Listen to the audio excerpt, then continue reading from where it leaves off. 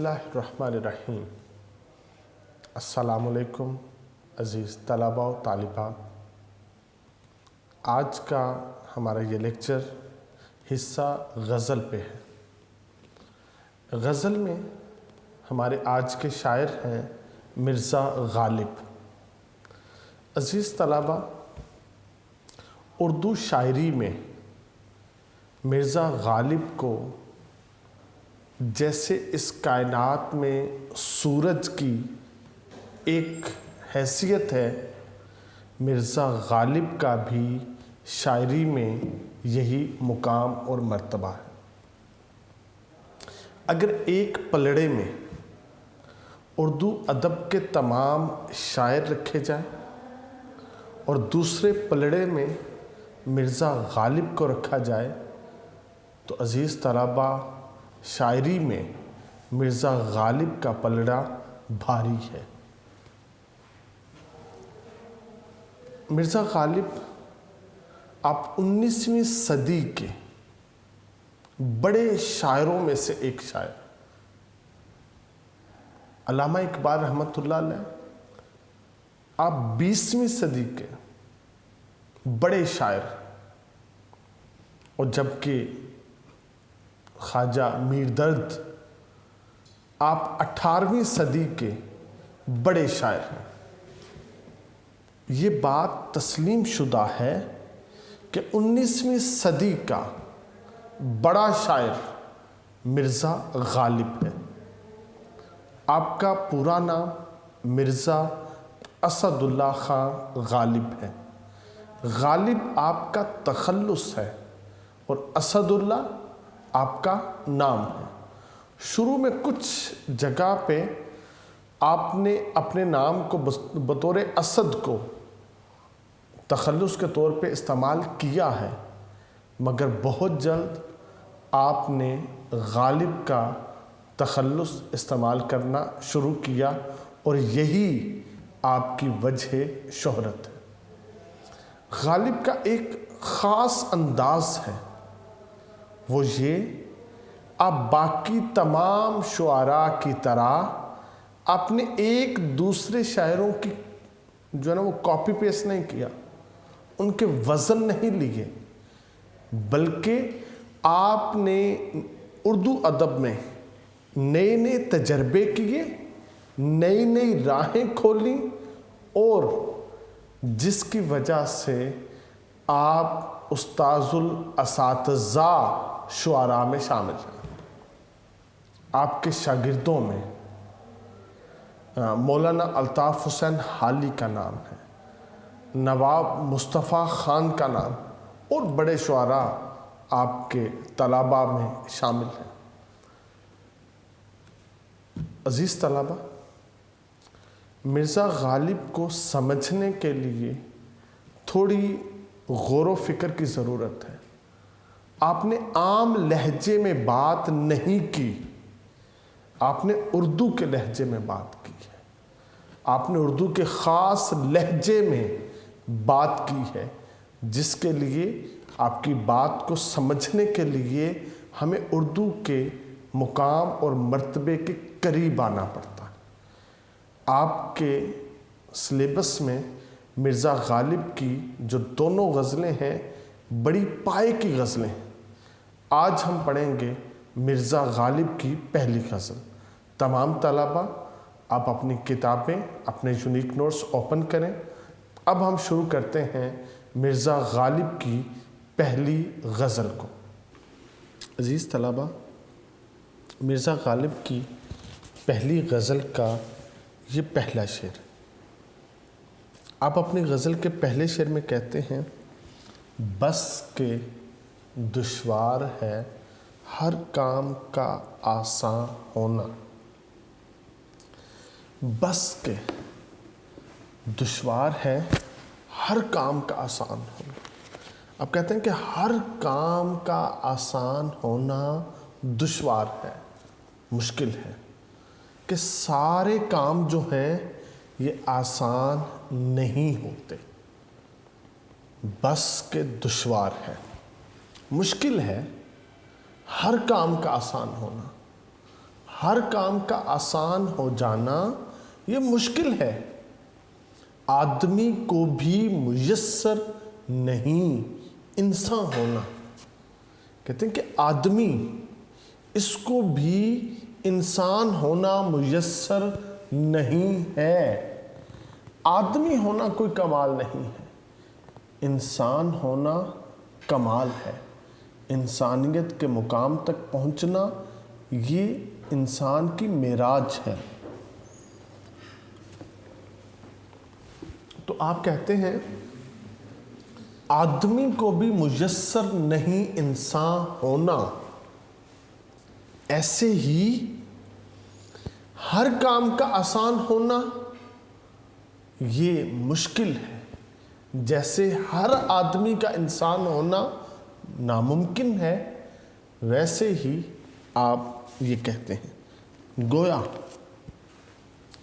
مرزا غالب اس میں کہتے ہیں، مرکزی خیال ہے اس شعر کا، کمال انسانیت کے مرتبے پر پہنچنا آسان نہیں ہے، انسانیت کی معراج پہ فائز ہونا آسان نہیں ہے۔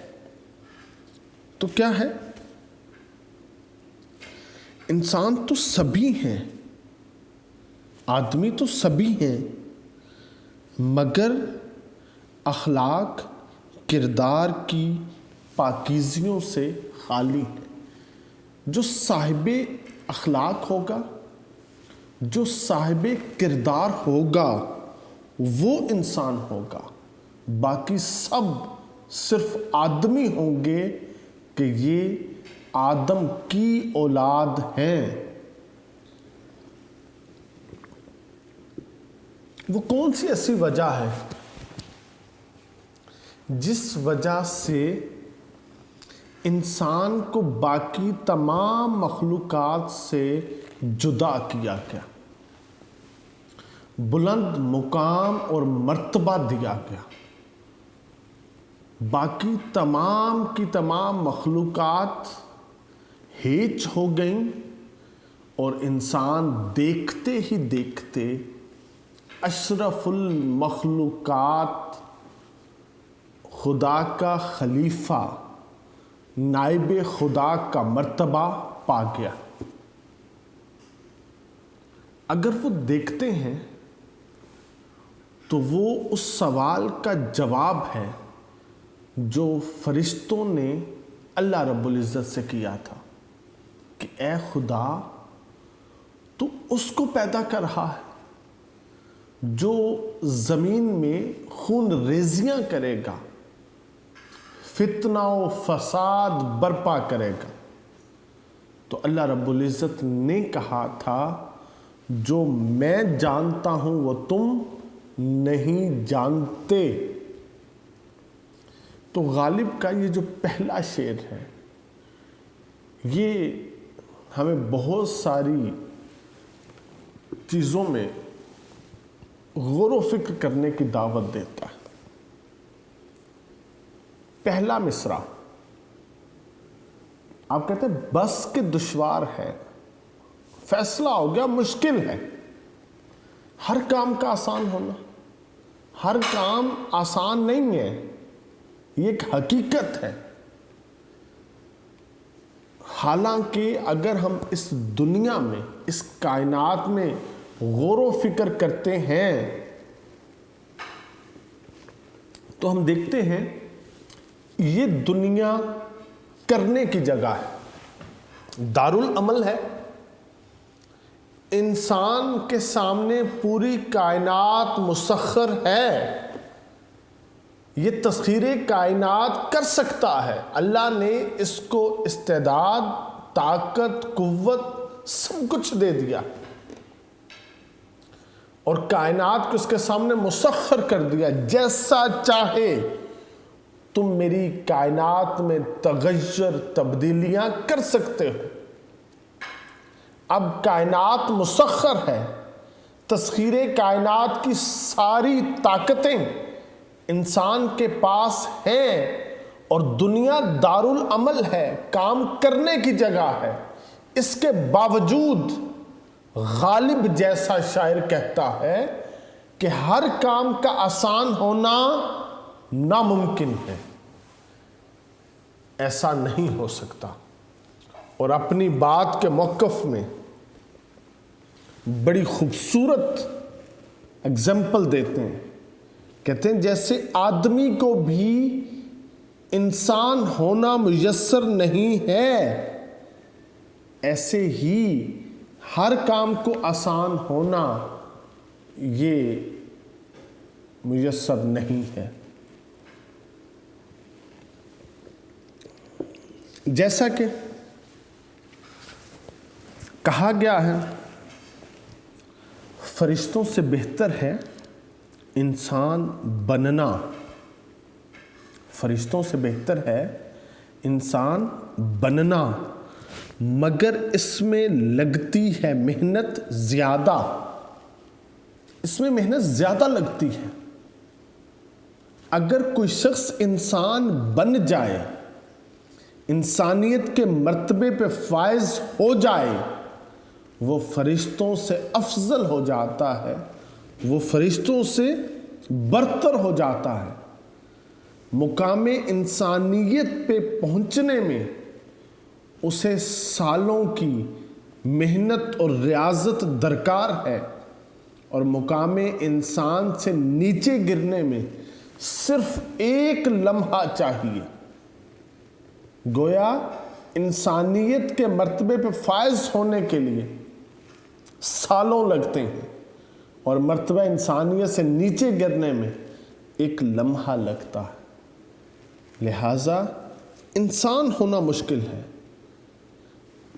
اللہ رب العزت نے جو 1,24,000 پیغمبر بھیجے وقتاً فوقتاً، وہ کیوں بھیجے تھے؟ اگر پیدائشی طور پہ ہر انسان اشرف المخلوق ہے، خدا کا خلیفہ اور نائب ہے، یہ انسان ہے، تو پھر اللہ رب العزت نے 1,24,000 پیغمبر بھیجے کیوں؟ وہ لوگوں کو صراط مستقیم پہ، وہ لوگوں کو توحید اور رسالت کے پرچم کے نیچے لانے کے، وہ لوگوں کو سیدھا راستہ دکھانے کے لیے تو آئے تھے، وہ لوگوں کو انسان کے وصف سے مزین کرنے تو آئے تھے۔ اس کا مطلب ہے آدم کی اولاد ہونے کے ناطے سے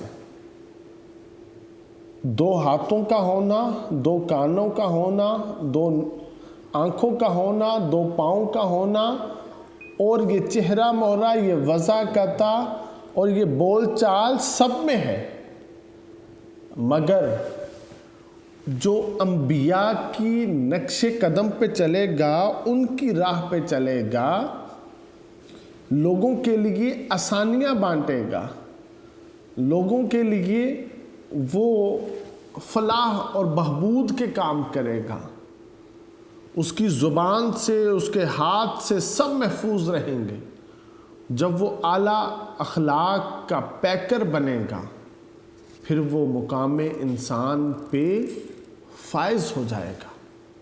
تو اللہ نے اس لیے سارے انبیاء بھیجے تھے، اور خصوصاً نبی پاک علیہ السلام فرماتے ہیں کہ مجھے معلم کائنات بنا کے بھیجا گیا ہے۔ اب تو پوری کائنات کے معلم ہیں، استاد ہیں، آپ نے کیا چیز لوگوں کو سکھائی؟ آپ فرماتے ہیں میں لوگوں کے اخلاق بنانے کے لیے، سنوارنے کے لیے آیا ہوں۔ آپ نے تو سجائے لوگوں کے اخلاق اور کردار ہیں۔ آپ نے عرب کی بے آب و گیا وادی میں آپ تشریف لائے، اور چند ہی برسوں میں قرآن اور صاحب قرآن کی بدولت عرب کے جہلاء اور بدو زمانے کے رہبر اور رہنما بن گئے تھے۔ کرسچنز بھی کہتے ہیں اگر اسلام کے پاس ایک اور عمر ہوتا، پوری دنیا میں صرف مذہب اسلام ہوتا، اس کے علاوہ کوئی اور مذہب نہ ہوتا، آپ نے ان کو اتنے خوبصورت سانچے میں ڈھال دیا تھا، اور فرماتے ہیں میرے تمام صحابہ ستاروں کی مانند ہیں، تم کسی ایک کی پیروی کرو گے وہ تمہیں جنت تک لے جائے گا۔ تو کیا ہے؟ یہی ہے عبادت، یہی دین و ایمان، یہی ہے عبادت، یہی دین و ایمان کہ کام آئے دنیا میں انسان کے انسان۔ اور عزیز طلبہ، یہ بڑا خوبصورت شعر ہے، جن سے مل کر زندگی سے عشق ہو جائے وہ لوگ، جن سے مل کر زندگی سے عشق ہو جائے وہ لوگ، آپ نے شاید نہ دیکھے ہوں مگر ایسے بھی ہیں۔ تو عزیز طلبہ، مرزا غالب کا یہ جو پہلا شعر ہے، یہ انتہائی خوبصورت آپ نے یہاں پہ اپنے موضوع کو باندھا۔ اب اس میں ہمیں کیا چیز ملتی ہے، وہ یہ کہ اللہ رب العزت نے انسان کو اپنی صورت پہ پیدا فرمایا ہے۔ انسان تو احسن تقویم ہے۔ اگر انسان اطاعت کے مرتبے میں پورا ہو جاتا ہے تو پھر اس کے منصب کو خدا کی کوئی دوسری مخلوق نہ چھو سکتی ہے، نہ اس کو وہ پا سکتی۔ گویا اب کہاں انسان جسے انسان کہیں، اب کہاں انسان جسے انسان کہیں، چلتی پھرتی دیکھ لو پرچھائیاں۔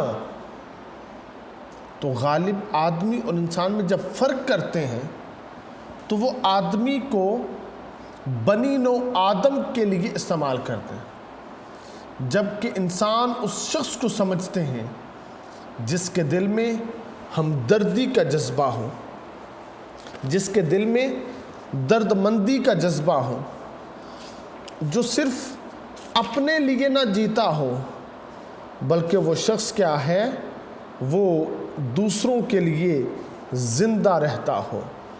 اس کی زندگی کا مقصد جو ہے وہ لوگوں کی فلاح ہو، لوگوں کی بہبود ہو، وہ لوگوں کے لیے آسانیاں تقسیم کرتا ہو، وہ بھوکوں کو کھانا کھلاتا ہو، وہ پیاسے کو پانی پلاتا ہو۔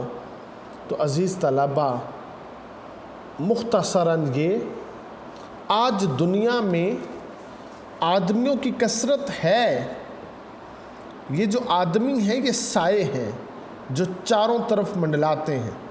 اس کثرت میں کوئی ایسا شخص ڈھونڈتے سے نہیں ملتا جو انسانی قدروں اور پاکیزگیوں کا مرقع ہو۔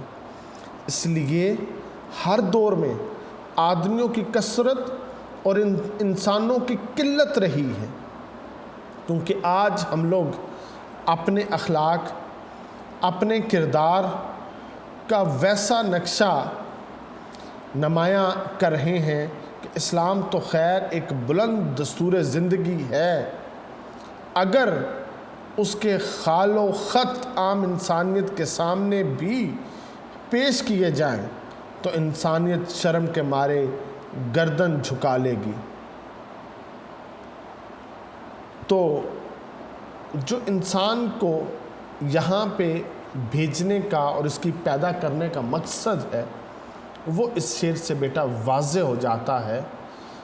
درد دل کے واسطے پیدا کیا انسان کو، درد دل کے واسطے پیدا کیا انسان کو، ورنہ طاعت کے لیے کچھ کم نہ تھے کروں بیاں۔ عزیز طلبہ، یہ مرزا غالب کا پہلا شعر تھا۔ اب آپ کی پہلی غزل کا ہم دوسرا شعر جو ہے اس کی تشریح کا آغاز کرتے ہیں. آپ کہتے ہیں وائے دیوانگی شوق کہ ہر دم مجھ کو، وائے دیوانگی شوق کہ ہر دم مجھ کو، آپ جانا ادھر اور آپ ہی حیران ہونا. یہاں پہ عزیز طلبہ بڑا خوبصورت مرزا غالب نے تخیل باندھا ہے. پہلے ہم اس شعر کے مشکل الفاظ کے معنی کرتے ہیں، پھر اس کا مرکزی خیال دیکھتے ہیں. وائے افسوس دیوانگی شوق، میری جو شوق کا عالم ہے نا، اس کی دیوانگی، اس کی انتہا دیکھیے کہ ہر دم مجھ کو، کہ ہر لمحہ مجھ کو.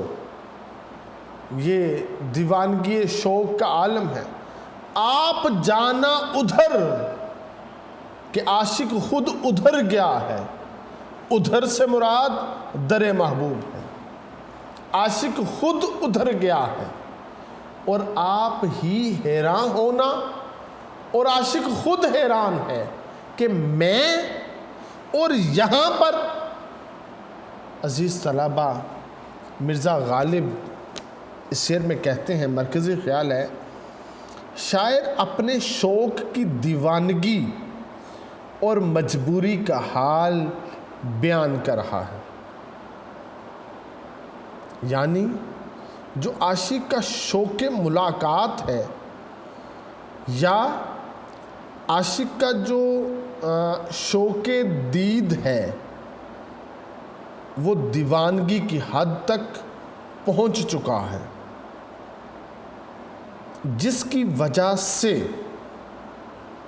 عاشق جذبہ عشق سے بے اختیار ہو کر بار بار محبوب کی گلی میں پہنچ جاتا ہے، جبکہ عاشق نے محبوب سے ترک تعلق کر لیا ہے. مگر یہ جو ترک تعلق ہے، یہ عاشق کے بس میں نہیں ہوتا، اس لیے وہ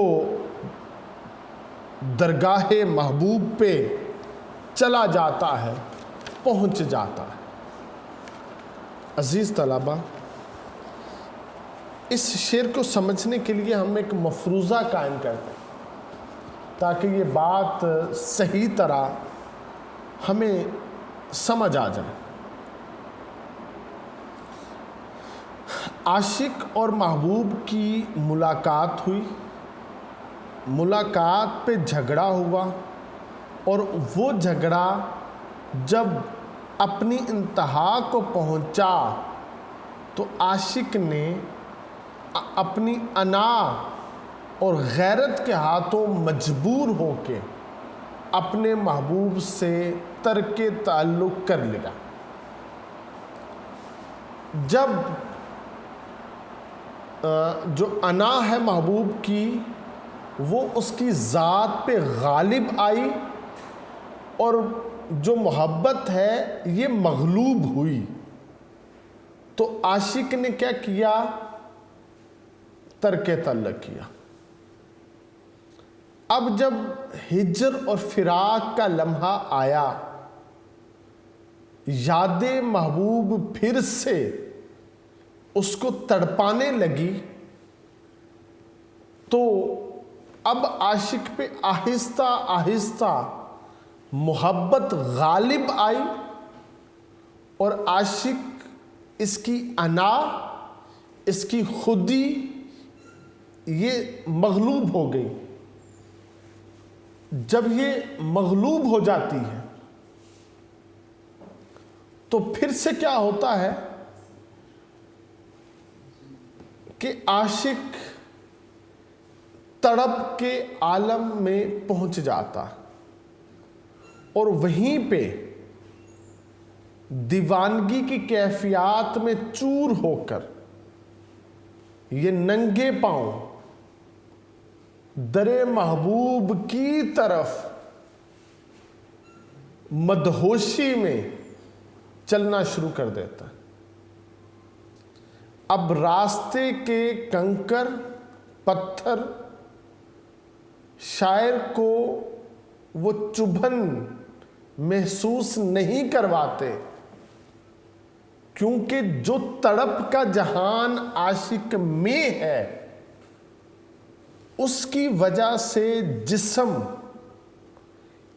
ان نکیلے پتھروں کی نوک اس کی چبھن بھی محسوس نہیں کر رہا، اور یہ بآسانی در محبوب پہ پہنچ جاتا۔ جب سامنے در محبوب آتا ہے، عاشق کی دیوانگی یا شوق دیوانگی یا اس کی محبت کو قرار نصیب ہو جاتا ہے، اور جب اس کو قرار آنا شروع ہو جاتا ہے تو جسم محبت کے غلبے سے آزاد ہونا شروع ہو جاتا۔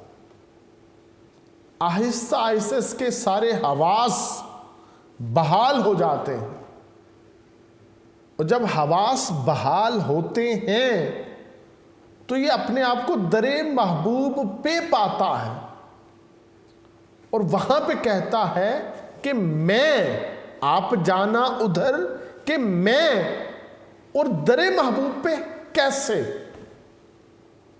یہ حیران ہوتا ہے کہ میں نے تو ترک محبت کیا تھا، میں تو ہجر اور فراق میں تھا، میں تو اپنے گھر میں تھا، میں اتنی مسافت طے کر کے کیسے در محبوب پہ پہنچا، مجھے تو خبر تک نہ ہوئی۔ اب کیا ہے؟ عاشق وہاں سے واپسی کے لیے قدم اٹھاتا ہے۔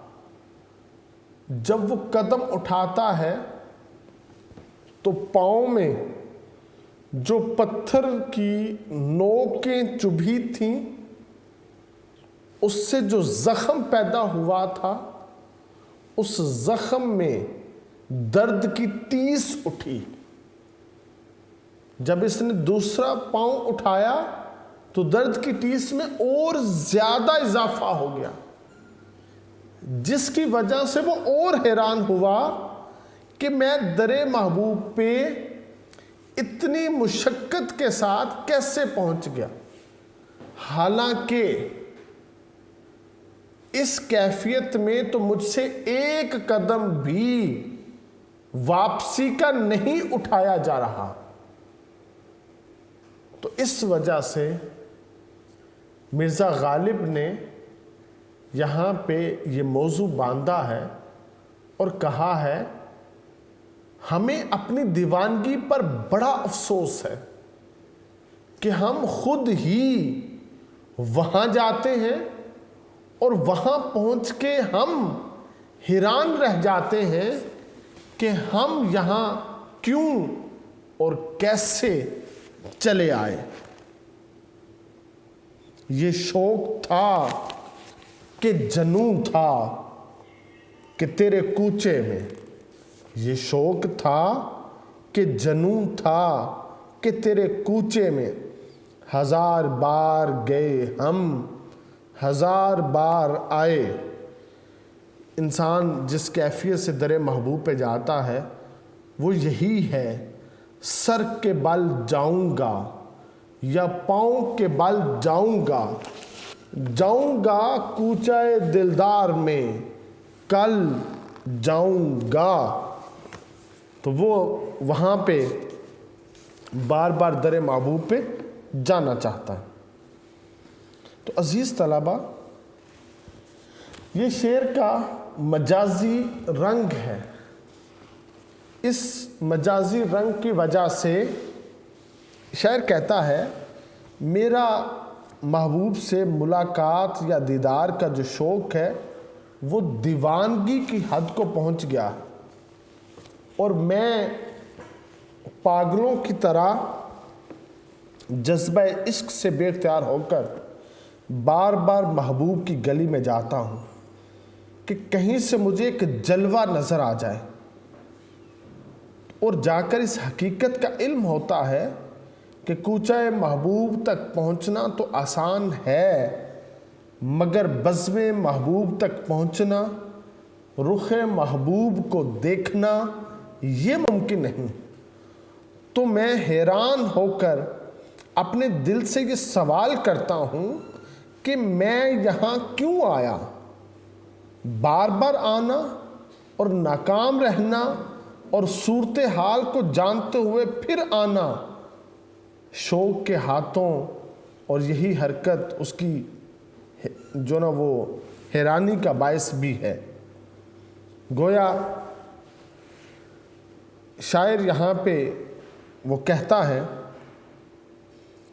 دن میں 100 بار تیرے کوچے میں جانا مجھے، دن میں 100 بار تیرے کوچے میں جانا مجھے، اس میں سودائی کہے یا کوئی دیوانہ مجھے۔ مختصراً بیٹا یہ کہ میرے جنون نے مجھے عجیب چکروں میں ڈال رکھا، میں جنون کے ہاتھوں مجبور ہوں، خود ہی اس کے کوچے جاتا ہوں، خود ہی حیران ہوتا ہوں کہ میں اور کہاں، میں اور یہاں۔ حیرت اس امر پر ہے کہ جب اس تک پہنچنا ممکن نہیں ہے تو میں بیکار کوچہ گردی کرتا ہوں، اور حیرت اس بات پر ہے وہ لوگ کتنے خوش نصیب ہیں جنہیں کوچہ یار کے بعد بزم یار میں باریابی کا شرف ملتا ہے۔ دور سے کل ہم نے اس کے آستان کو دیکھ کر، دور سے کل ہم نے اس کے آستان کو دیکھ کر رو دیا کن حسرتوں سے آسمان کو دیکھ کر۔ تو عزیز طلبہ، مرزا غالب نے یہاں پہ اس بات کا تذکرہ کیا ہے، شوق تھا جو یار کے کوچے ہمیں لایا تھا، پاؤں میں طاقت کہاں تھی کہ اب گھر جائیے۔ اب ہم محبوب کے در پہ آ چکے ہیں، یہاں سے واپس جانا ہمارے لیے ناممکن ہے اور مشکل ہے۔ ہمارے لیے اتنا ہی تھا کہ ہم اپنے شوق کے ہاتھوں مجبور ہوئے اور ہم اپنے محبوب کے در کی جانب چل پڑے۔